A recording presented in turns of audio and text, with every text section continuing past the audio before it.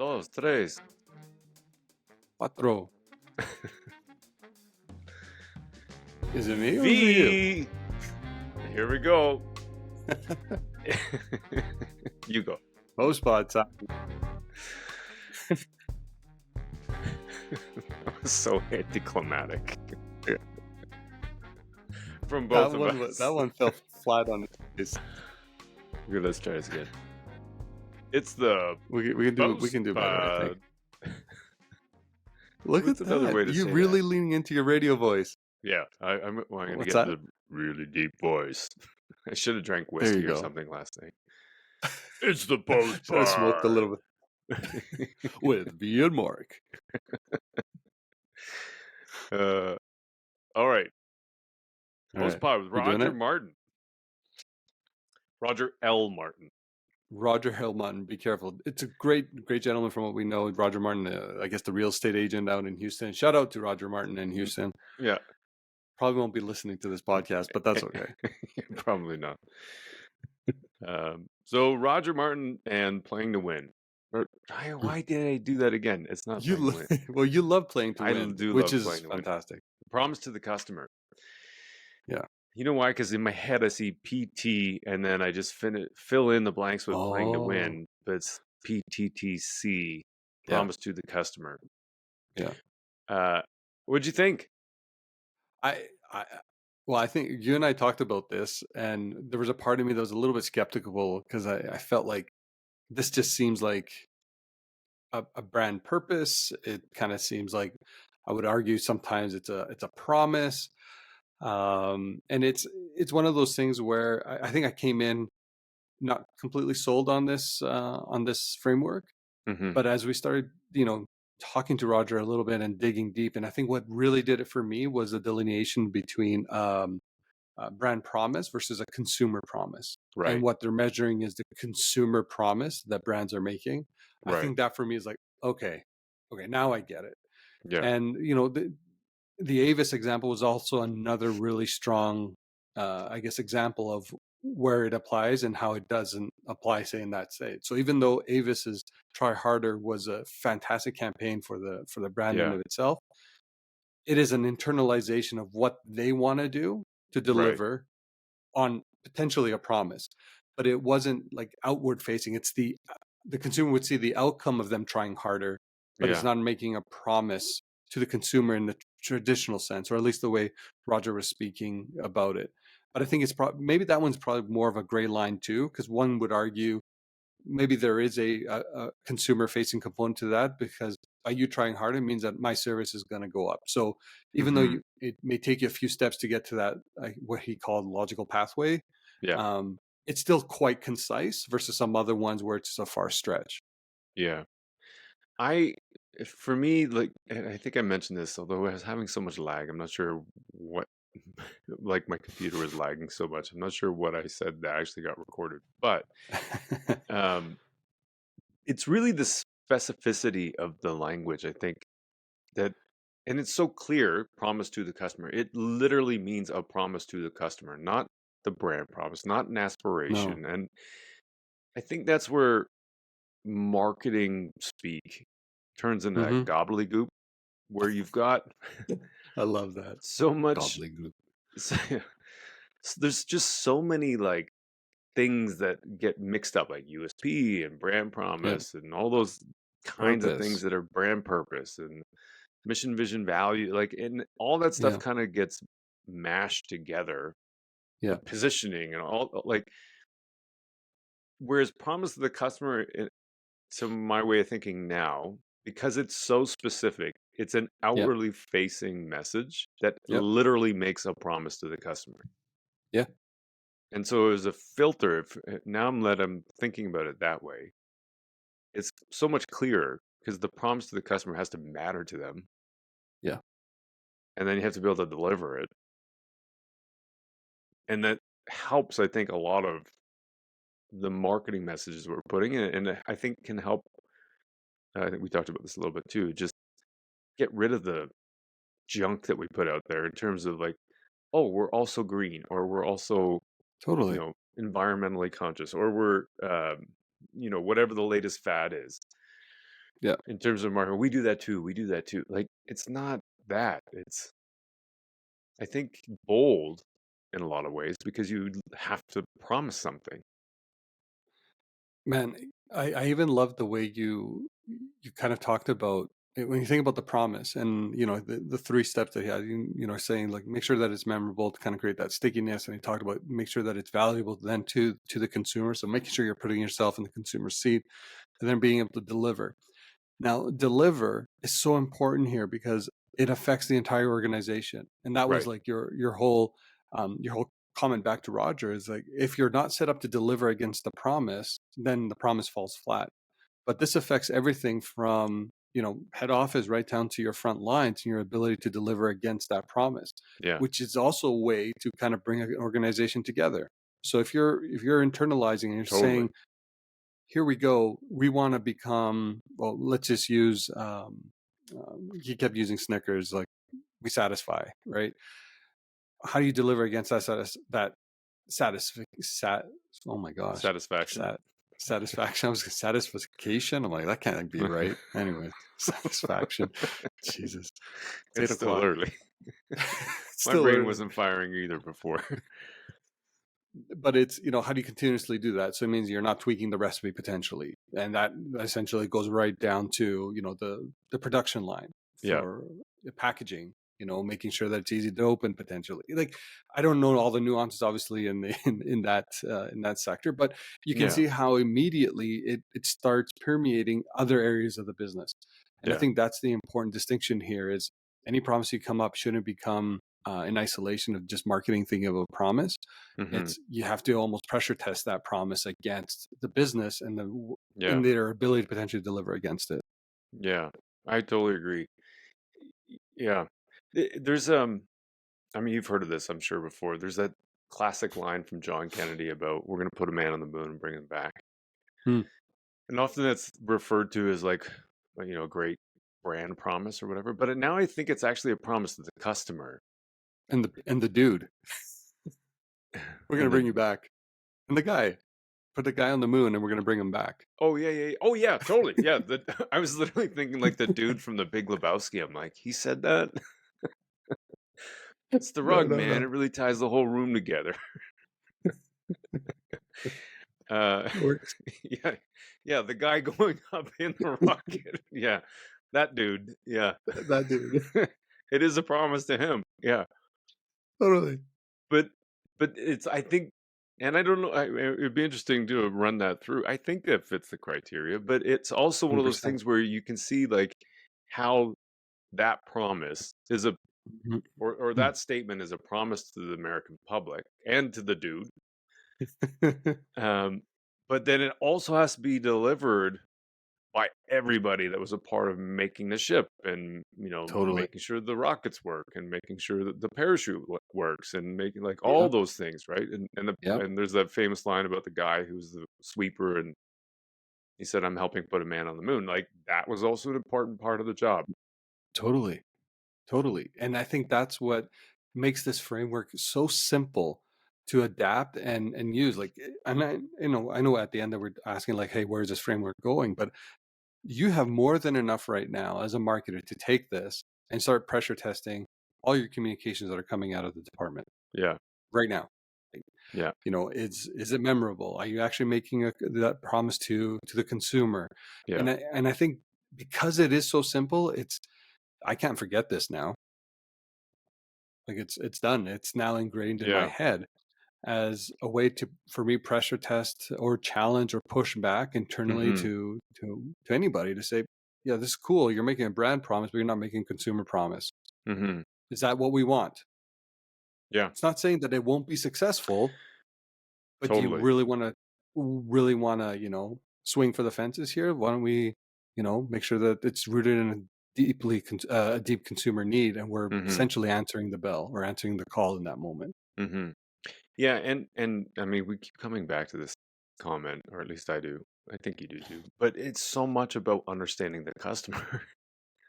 That's Like it. you have to know what's valuable to them in order to Yeah. make a promise that's going to be memorable. Because if it's something they don't care about, they're never going to remember it. No. It, Isn't it funny how simple it all is at the end of the day? Yeah, Put the consumer at the center of everything that you do. You know, being able to cater to their needs, not your needs, their needs. yeah, And put messaging or craft messaging in a way that you know really resonates with the consumer or delivers and able to deliver against a promise that you're making.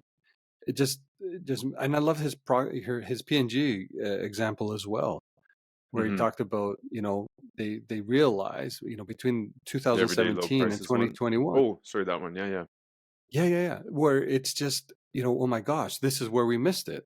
yeah, And it's, again, it's such an easy test to do. yeah, You must, uh, I don't know.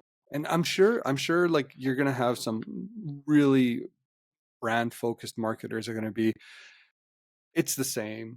They'll lean on, say, the Avis example, which was extremely successful for them. And I think that one's a little bit of a gray line, like I mentioned earlier, that, you have to make sure you are putting the brand first because that's what you stand for. yeah. Because let's think about Apple. Think Different, probably the longest standing, is that a promise to the customer? No. No, weirdly enough, I was just looking at Apple ads Hmm. yesterday over time. Um, Okay. yeah, so there's Think Different. That was one. Here's to the Crazy Ones. Here's That was to the another crazy one. ones. And then there's a few others. There's like in Mac, um, right after, I think it was right after Here's to the Crazy Ones. They went from we're gonna be a computer, like a that's pretty much all they were at the time, was we're gonna be a computer for creatives, Yeah. to we're a computer for everyone. We're the Yeah. un-PC. So then they had this un-PC campaign Yeah. that they ran for a while. So that, in my mind, was like it may actually fit into that promise to the customer. And then they did the Mac versus PC for however long they did. That was a that was a long campaign. It was a good one too. Yeah, or 1,000 songs in your pocket Yeah. with the iPod release. I mean, Yeah. those are promises, and Yeah. you can check them. Yeah. Yeah. That's true. That's true. Um, the one thing I was thinking about, as like, there's all kinds of conversation right now about with Ritson and Byron Sharp and Byron. all that kind of stuff. Right now, the debate on differentiation versus distinctiveness, um, and so I actually started thinking about that when we were talking to Roger about promise to the customer. Because in the case of Formica versus the Wilson art that he gave us, Hmm. um, Wilson art saying we're going to get the stuff to you in 48 hours on your job site. Formica saying 6 to 8 weeks. Hmm. At first, I think that's where what do you call it? It's not cumulative advantage. What did you call it again? It's Um, isn't it? maybe it is cumulative advantage.